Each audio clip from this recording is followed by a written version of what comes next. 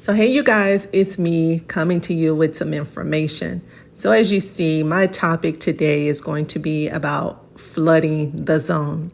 And you say, well, what is flooding the zone? Some of you may or may not have already heard about this, but I wanted to share because I presented this to someone today and they had never heard of this.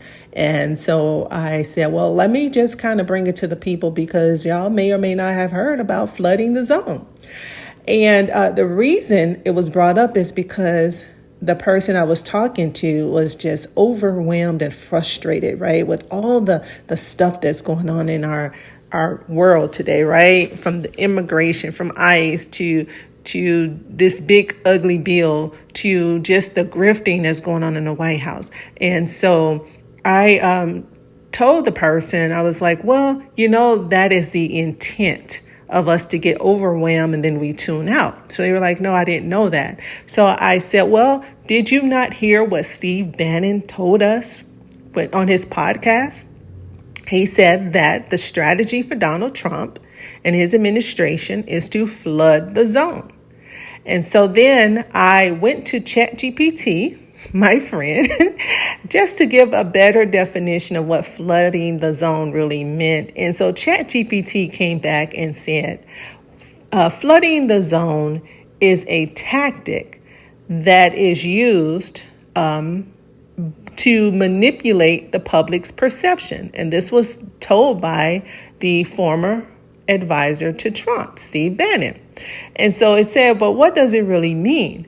Flooding the zone is about overwhelming the public and media with so much information, which is often half-truths, often distractions, and often just outright falsehood, that people oftentimes they struggle to determine what is really fact and what is fiction. The goal is really to confuse us.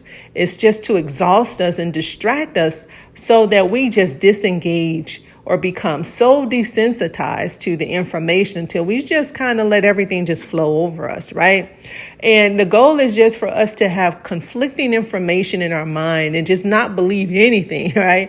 And so then you have to wonder, well, with flooding the zone, what really is the strategy behind that? Or what is the reason behind it? And so what Bannon has often said was that if you distract the people, manipulate the information that's in the media, then the people won't know what is real and what is not.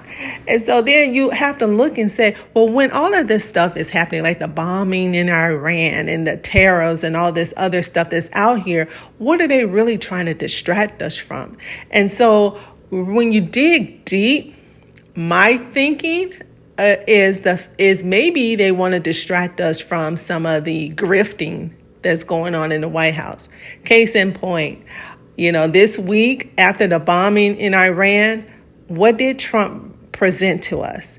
His Trump perfume, selling men and women perfume for $249, almost $250 a pop. If you guys don't know, as federal employees, as he is, holding a public office, which he does, it is illegal to enrich yourself and sell stuff to make money. And if you guys are not aware, Trump has made millions of dollars holding this office. Within the last 6 months, he's became a multi, I think even a billionaire, right? Just by getting money from his meme coins, pushing Bitcoin with Trump name, his perfume, sneakers. I mean, you can Google it and look up the amount of stuff he has made money on using his name to enrich himself. This is illegal. So just think about it. Every time something big comes out into the media, he puts something out there. Look underhandedly to find really where the golden coin is.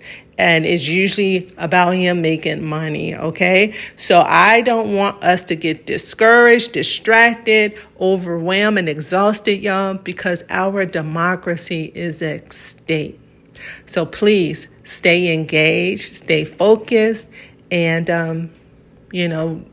this too in 4 years shall pass. But anyway, that's not just being serious though. Stay engaged, take some walks, eat healthy, because we need you to stay in the fight, all right? So talk to y'all later. Bye, everybody.